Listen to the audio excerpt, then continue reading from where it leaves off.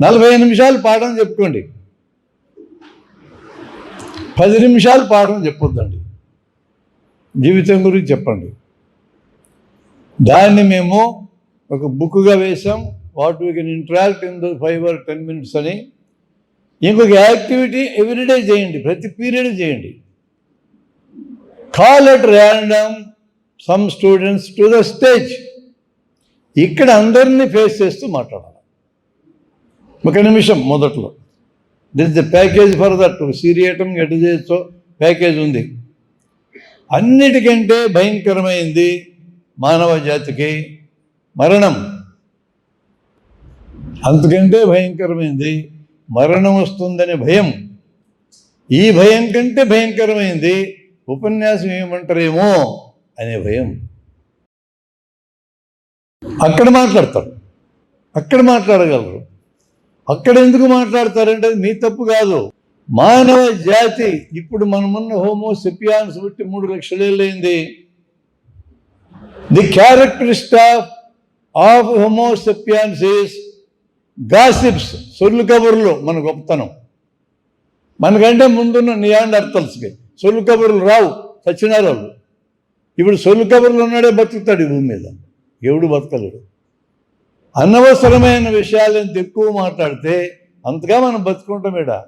నిత్యం అనవసరమైన విషయాలు మాట్లాడుతూనే ఉంటాం. అందులోంచి అవసరమైనవి నేర్చుకోవడం అనేది ఇక్కడ నేర్చుకొని పోవాలి. అందువల్ల ఈ స్టేజ్ మీద నుంచి రోజు 2-3 విద్యార్థుల్ని 1-2 నిమిషాలు మాట్లాడించండి. మొదట ఏం మాట్లాడాలి భయం అవ్వాలంటే? ఇప్పుడు ఉపన్యాసకులుగా ఉన్న అందరము కూడా ఒకప్పుడు భయపడ్డోళ్ళమే, పిలిస్తే గుండె దడగొట్టుకున్న వాళ్ళమే. అట్లా మార్క్ ట్వెయిన్ అనే ఒక రచయిత, అమెరికన్ రచయిత, మొట్టమొదట తను మాట్లాడడానికి పిలువబడ్డప్పుడు 2 మోకాళ్ళు టపటపా కొట్టుకున్నాయి నాకన్నాడు ఆయన. సీజన్డ్ అరేటర్గా మారిన తర్వాత ఎంత గొప్పగా మాట్లాడగలిగే వాళ్ళంటే, ఒకసారి అమెరికన్ సొసైటీలో పెద్ద మీటింగ్ 10,000 మంది జరుగుతూ ఉంటే మన అమెరికన్ సొసైటీలో ఉన్న జనంలో సగం మంది మూర్ఖులు అన్నాడు ఆయన నవ్వుతూనే. ఓ అరిసినారు. ఎందుకు అరిశారు? మూర్ఖులు అంటే కోపం వచ్చి కదా, మమ్మల్ని మూర్ఖులు అంటవా అని అరిచారు. వెంటనే ఆయన పొరపాటు మాట్లాడినా నేను, సగం మంది అమెరికన్లు తెలివిగలవాడు అన్నాడు. వెంటనే సపోర్ట్లో కొట్టారు జనం. ఎంతకాలం మూర్ఖులా తెలివిగలవాళ్ళ? ఇప్పుడు సగం మంది మూర్ఖులు కాదు, రెండోసారి అన్నప్పుడు మిగతా సగం మంది తెలివిగలవాళ్ళు కాదు, 2 సార్లు అబద్ధాలే మాట్లాడినాడు ఆయన.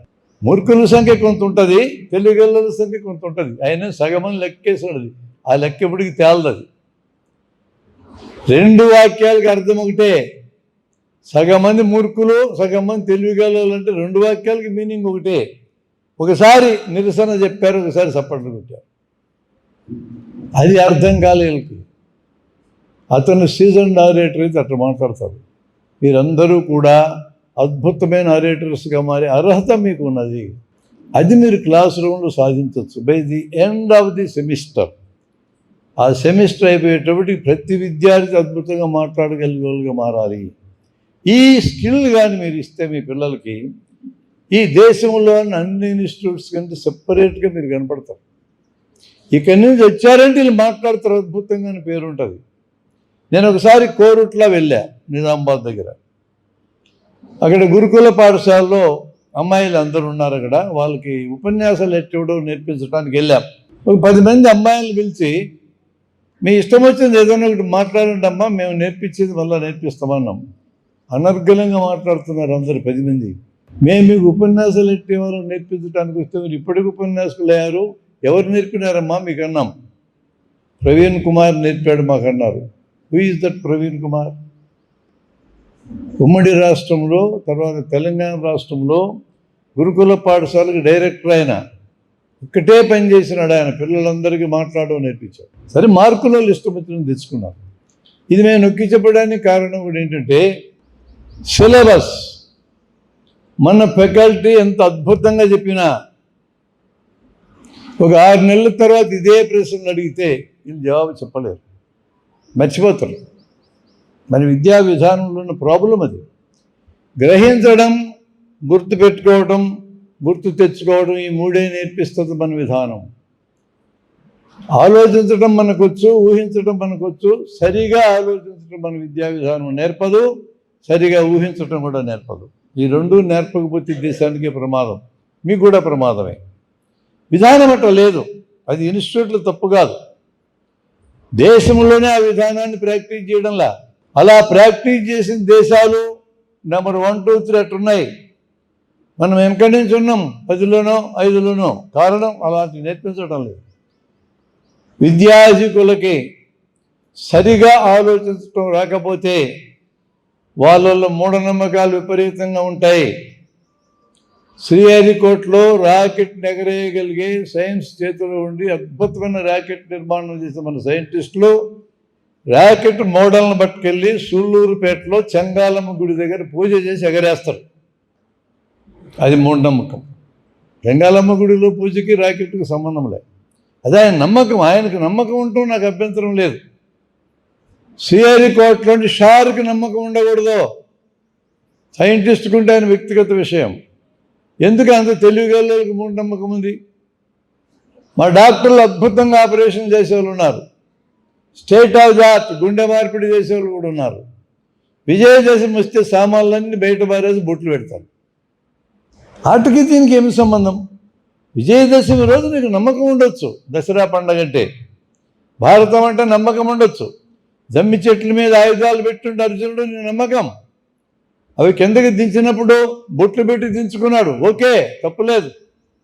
కానీ ఆపరేషన్ సామగ్రికి బొట్లు పెడితే మళ్ళీ స్టెరిలైజ్ చేయాలి. లేకుండా వాడితే సస్తారు అందరూ. చదువుకున్న వాళ్ళు మూఢనమ్మకాలు ఉండడానికి కారణం మనం విద్యాలయాల్లో సరిగా ఆలోచించడం నేర్పడం లేదు, సరిగా ఊహించడం నేర్పకపోతే ప్రమాదం ఏంటి? సివి రామన్ తర్వాత ఇక్కడ నివసిస్తున్న వాళ్ళల్లో ఇంకొక్కడికి కూడా సైన్సెస్లో నోబెల్ ప్రైజ్ రాలేదు. అది ప్రమాదం. నీకు అమెరికా వెళ్ళు, ఏ ఇన్స్టిట్యూట్కి వెళ్ళినా 5 నుంచి 10 మంది నోబెల్ లారెట్స్ ఉన్నారు. మనకెందుకు లేరు? ప్రపంచంలో అన్ని దేశాల కంటే అత్యంత ఎక్కువ సంఖ్య విద్యార్థులు ఉన్న దేశం మంది కదా, మనకెందుకు నోబెల్ లారెట్స్ లేరు? కళ్ళు వాచేటట్టు ఎదురు చూస్తున్నాం. రామన్ తర్వాత 93 ఏళ్ళైంది, ఇప్పటికి ఇంకొకటి కనిపెట్టలా. బయటకు వెళ్ళిన వాళ్ళు కనిపెట్టినారు, ఇక్కడ ఉన్న వాళ్ళు కనిపెట్టలా. This is the biggest danger our country is going to face. కేవలం డిగ్రీలు, మార్కులు, ర్యాంకులు ఇవి నిన్ను బతికించవు. లాస్ట్ ఇయర్ ఒక అమ్మాయికి 600 మార్కులు 10th క్లాస్లో వచ్చినాయి. ఇప్పుడు అమ్మాయి ఫస్ట్ ఇయర్ ఇంటర్ రాస్తూ ఉంది. ఎంత ఒత్తిడి ఉంటుంది ఆ అమ్మాయి మీద ఇంటర్లో? ఆ పిల్ల దగ్గరికి ఇప్పుడు వెళ్ళి 10వ తరగతి సిలబస్ మళ్ళా పరీక్ష పెడితే 600 వస్తాయా?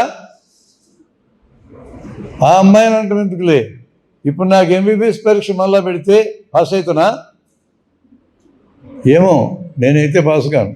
మీకు నమ్మకం ఉంటే మీ కర్మ. పాస్ కాను. ఇప్పుడు ఈ హాల్లో ఉన్న పిల్లలందరికీ 10th క్లాస్ పరీక్ష పెడితే పాస్ అవుతారా? కారు. మీకు డౌట్ అక్కర్లా, కావాలంటే పరీక్ష పెట్టించుకోండి. బికాస్ మన సిస్టంలో పరీక్ష అయిపోతే మర్చిపోతాం. జీవితం కోసం చదువుకోం, జీవితం కోసం పనికొచ్చే ఉపన్యాసాలు ఇవ్వటం నేర్చుకోండి ఇక్కడ అంటున్నా. కాబట్టి క్లాస్ రూమ్లో 5 to 10 minutes జీవితం కోసం నేర్పించే ప్రక్రియ కానీ మొదలెడితే you will get lot of benefit.